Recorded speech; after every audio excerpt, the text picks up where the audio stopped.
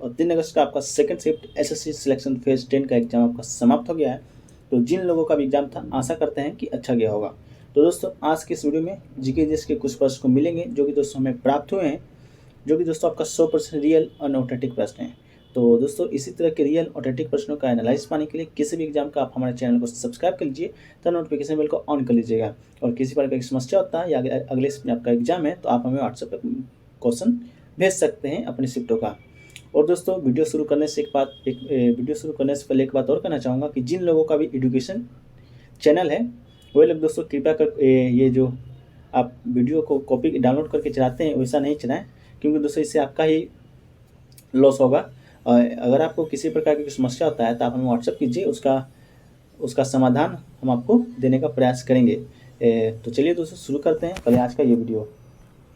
तो जो पहला प्रश्न देखने को मिला है दोस्तों वो आपका कि अशोक है जो कि दोस्तों आपका मौर्य काल का शासक था, बिंबिसार का बेटा था।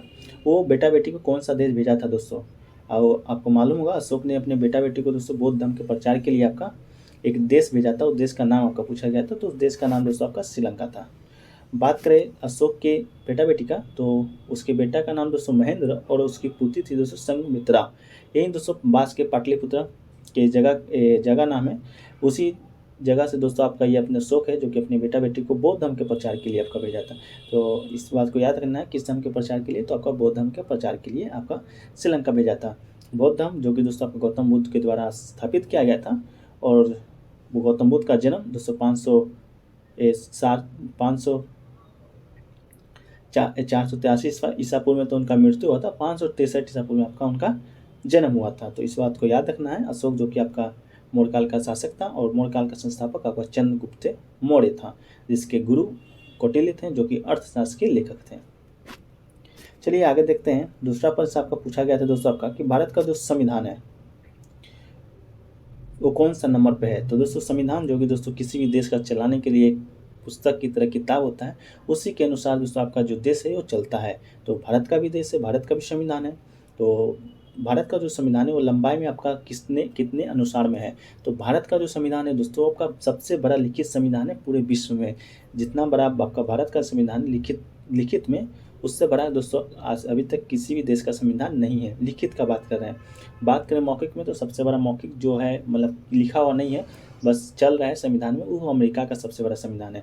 तो भारत का संविधान दोस्तों विश्व के किसी संप्रभु देश का सबसे लंबा लिखित संविधान है। तो फर्स्ट नंबर पे आपका ऑप्शन आएगा, एक नंबर पे आपका जो मारे होंगे तो बिल्कुल सही होगा।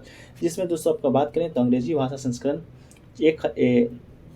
1,46,385 शब्दों के साथ 25 भागों और 448 अनुच्छेद, वर्तमान में उसे मूल तो 395 है, उसको जोड़ जाड़ के 448 अनुच्छेद बना दिया गया है। इसके बाद 12 अनुसूची है। और दोस्तों बात करें जबकि शब्दों के आधार पर मोनाको का संविधान सबसे छोटा लिखित संविधान है, जिसमें 97 अनुच्छेद है। तो सबसे बड़ा आपका भारत का हो जाएगा। सबसे छोटा की बात करेगा तो मोनाको का संविधान है जो कि दोस्तों सबसे छोटा लिखित संविधान है, जो कि दोस्तों कितना तो 97 अनुच्छेद बस है उसमें। अब भारत का संविधान में 400 प्लस अनुच्छेद है 448, और मूल संविधान में पूछेगा तो आपका 395 अनुच्छेद हो जाएगा। इसके बाद दोस्तों तराइन का युद्ध आपसे पूछा गया था। तराइन के युद्ध से आपका प्रश्न आया था कि मोहम्मद गौरी को किसने हराया था या मोहम्मद गौरी किससे जीता था। इस तरह का भी कोई प्रश्न देखने को मिला है आपके इस शिफ्ट में। तो तराइन के युद्ध की बात करें दोस्तों तो तराइन का जो युद्ध है आपका भारतीय इतिहास में 2 बार लड़ा गया था। देखिए जिसे कि तरावरी का युद्ध के नाम से जाना जाता है। अब पहला 1192 ईस्वी में, दूसरा पहला 1191 में, दूसरा 1192 ईस्वी में लड़ा गया था। ठीक है, तो जिसने दोस्तों उत्तर भारत को मुस्लिम नियंत्रण के लिए खोल दिया था। तो लड़ा किसके बीच किया था? तो मोहम्मद गौरी और पृथ्वीराज चौहान, जिसे कि पृथ्वीराज तृतीय के नाम से भी जाना जाता है। तो पहला युद्ध में क्या हुआ था कि 1191 के युद्ध में जो मोहम्मद गौरी है वो दोस्तों पृथ्वीराज चौहान से युद्ध करने आया था आपका। तो पृथ्वीराज चौहान ने दोस्तों मोहम्मद गौरी को हरा दिया था पहला युद्ध में। इसके 1 साल बाद मोहम्मद गौरी फिर से तैयारी करके आता है, पृथ्वीराज चौहान के साथ युद्ध करता है और पृथ्वीराज चौहान को दोस्तों आपका हरा देता है तो 1192 ईस्वी में। तो आप अपने क्वेश्चन के अनुसार ये फैक्ट्स को मिला लीजिएगा कि आपके क्वेश्चन क्या आया था और ऑप्शन क्या आया था। कॉमेंट सेक्शन में बताइएगा अगर आपको क्वेश्चन प्लस आंसर आपको याद होगा तब। तो यही था दोस्तों तराइन का युद्ध जो कि 1191 1192 ईस्वी में लड़ा गया था। पहला युद्ध में मोहम्मद गौरी हारा, दूसरा युद्ध में मोहम्मद गौरी जीता। मोहम्मद गोरी का मूल नाम पूछेगा दोस्तों तो मुइजुद्दीन मोहम्मद बिन शाम है, जो कि दोस्तों अजमेर तथा दिल्ली के चौहान या चहमान शासक राजपूत पृथ्वीराज तृतीय के बीच आपका हुआ था, जो कि पृथ्वीराज चौहान के नाम से भी आम भाषा में इनको जाना जाता है। चलिए दोस्तों, अगला जो प्रश्न देखने को मिला था वो है दोस्तों कि संघीय जो व्यवस्था है वो किस देश से लिया गया है। तो दोस्तों जो हम लोग का जो भारत का संविधान था उसमें बहुत सारी व्यवस्थाओं को दोस्तों बहुत सारे देशों के संविधान से लिया गया है, ताकि दोस्तों एक सुव्यवस्थित संविधान आपका बने और अच्छे से देश को संचालित किया जा सके। तो उसी दौरान दोस्तों जो संघीय व्यवस्था है वो आपका कनाडा से लिया गया है। कनाडा के संविधान से आपका संघीय व्यवस्था लिया गया है, जो कि दोस्तों हमारे भारतीय संविधान में है, जिसमें भारत संघ में 28 राज्य और 9 केंद्र शासित प्रदेश है। ये तो दोस्तों हो गया संघीय व्यवस्था का, जो कि कनाडा से लिया गया है। बात करें मौलिक अधिकार कहाँ से लिया गया, तो वो आपका लिया गया संयुक्त राज्य अमेरिका से। और बात करें DPSP राज्य के नीति निर्देशक तत्व की, तो वो लिया गया है दोस्तों आपका आयरलैंड से। तो इन सभी फैक्टरों को भी याद रखना है, ताकि दोस्तों अब आने वाले एग्जाम में आपका सहायक हो सके। अगला दोस्तों जो प्रश्न देखने को मिला है वो है कि दूध में कौन सा प्रोटीन पाया जाता है।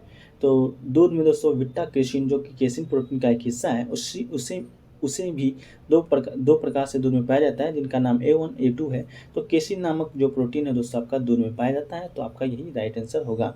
ये दोनों प्रकार के प्रोटीनों गाय के दूध से प्राप्त होता है, जो शरीर के लिए दोस्तों बेहद लाभकारी होता है।